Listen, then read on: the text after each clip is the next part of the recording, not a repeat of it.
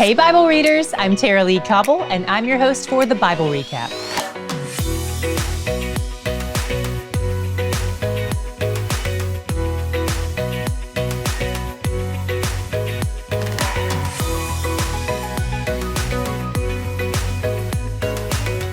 Let's talk about the difference between anointing, consecrated, and ordaining, since we saw those words a lot today. To anoint is to apply oil to something. To consecrate means you're setting it apart for sacred use. And to ordain is to establish. In this specific instance of ordaining, they're establishing someone in ministry. We see Moses anointing, consecrating, and ordaining Aaron and his 4 sons. The whole process lasts 7 days, and Aaron offers the very first sacrifice on the altar as a part of that 7-day ordination ceremony. This takes us roughly a week past the assembly of the tabernacle. On day 8, we have the first official tabernacle service where Aaron and his sons offer more sacrifices on the altar. In 9:6, Moses says, "This is the thing that the Lord commanded you to do, that the glory of the Lord may appear to you." God's commands are always for the blessing of his nearness and his glory. When I was reading about all the stuff God is doing to draw near to his people, it reminded me of when I travel. Once I arrive, no matter who I see first, I usually want to tell them all the details of my trip to be near them. My flight was delayed, and just as we were supposed to board, they changed the gates, and I had to run through the terminal. My seatmate smelled terrible and snored loudly and leaned on me, and I did all this to be near you. Aren't you happy? This feels a little bit like this to me, like God is saying, look at all the provision I've made. I'm giving you animals to slaughter, and I'm anointing priests to be mediators between us. And look, I know you weren't there, but I wrote it all down in this book so you could read about it, and I did all this to be near you. Aren't you happy?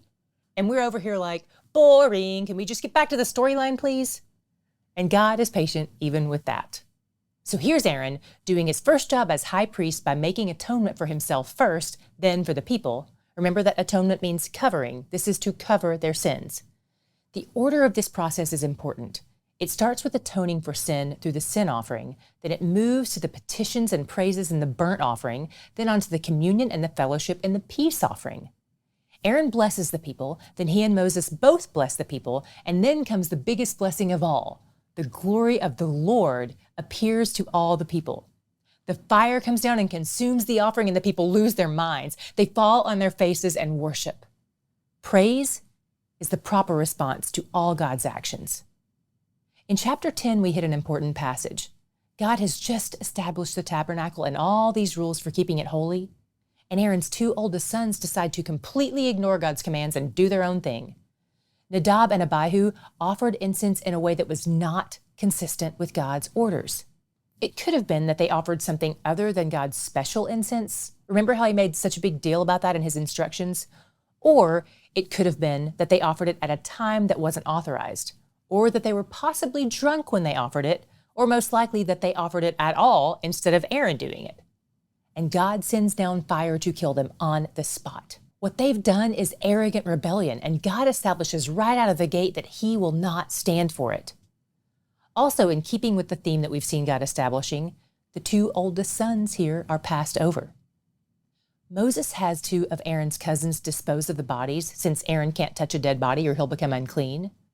Then Moses tells Aaron and his 2 younger sons that they aren't supposed to perform the traditional grief practices in response to God killing Nadab and Abihu for their blatant rebellion. Other people can grieve respectfully, but not them. In the midst of this, God speaks to Aaron directly, which is a rare occurrence, but it's really sweet considering he just lost 2 of his sons. And God gives him specific orders about the way he and the other priests are supposed to be set apart. First, they have to avoid drinking on the job. The fact that this is his first command is one of the reasons people think Aaron's 2 oldest sons had been drinking when they offered the incense. The priests are supposed to protect the sacred space of the tabernacle. They're supposed to distinguish between the clean and the unclean. And not only that, but they're also called to teach everyone else what God has revealed to Moses. Teaching was one of their main jobs. Moses orders the 2 remaining sons to make an offering, then eat it as a gift of provision from God. But they don't eat it, and Moses is furious.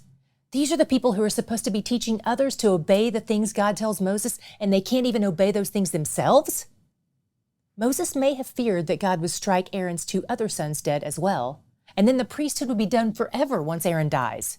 He's old, after all. How would God keep his promise if he kills all 4 of Aaron's sons on the same day? Moses is stressed out. And here's where I saw my God shot for today. I saw God's character in Moses' response to Aaron.